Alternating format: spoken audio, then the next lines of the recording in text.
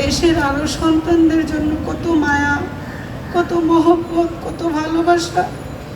তখন আমি মনে মনে ভাবলাম যে আমার ছেলেকে আমি আর আটকে রাখবো না। তুমি আমাকে আম্মু আটকে রাখতে পারবা না। আমি ঠিকই ছাত্রদের পাশে, আমার ভাইদের পাশে আমি থাকবো, আমি যাব। আমার ছেলে আমার কথা শুনে নাই।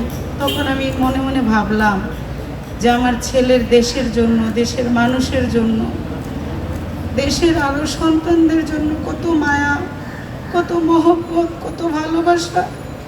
তখন আমি মনে মনে ভাবলাম যে আমার ছেলেকে আমি আর আটকে রাখবো না।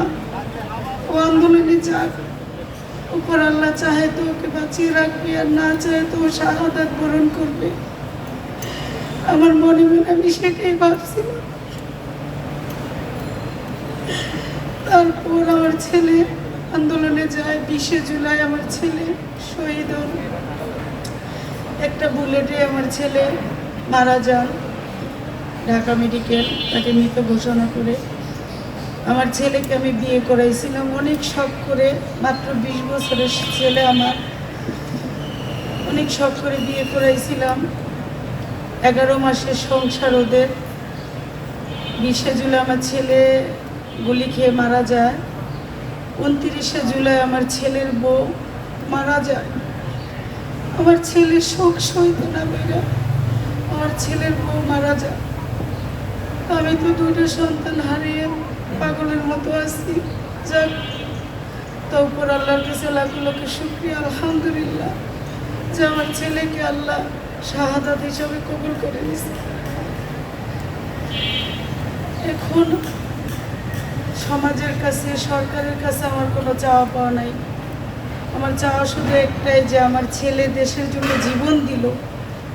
দেশের জন্য যে জীবন দিল, আরও মায়ের সন্তানরা, আমার আরও ছেলেরা যে জীবন দিল, কেন দিল? এই দেশটা যেন পরিবর্তন হয়, দেশের মানুষ যেন ভালোভাবে চলতে পারে, থাকতে পারে, জুলুম, অত্যাচার, গুম, খুন কোনো কিছু যেন না হয়, স্বাভাবিক থাকে সব কিছু।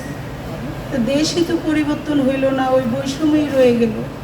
তা আমি চাই যে আমার এক সন্তান জীবন দিছে, শহীদ হয়েছে, আমার আরও সন্তানরা এখনো জীবিত আছে।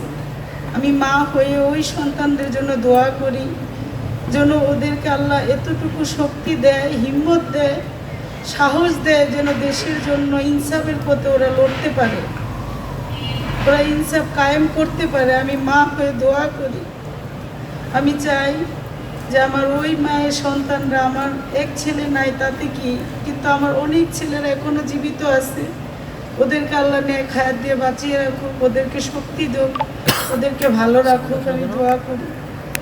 জুলাই সনদ নিয়ে আমি সরকারকে বলতে চাই যে আপনি তো এত বছর আসতে পারেন নাই বিদেশের থেকে, আজকে আমার সন্তানদের বিনিময়ে আপনি দেশে আসতে পারছেন, কেন আপনি জুলাই সনদ দিতে আপনার এত কষ্ট হচ্ছে? আমি আপনাকে বলতে চাই যে জুলাই সনদ আমাদেরকে বুঝিয়ে দিন, আর এই দেশটাকে সুন্দরভাবে চালান।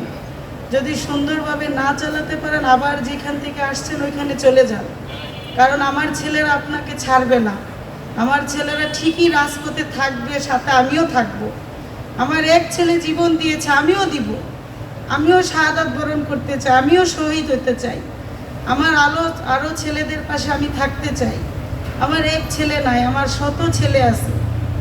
আমার ছেলেরা আপনাকে ছাড়বে না, কেউ ছাড়বে না, জনগণ ছাড়বে না, আল্লাহও ছাড়বে না।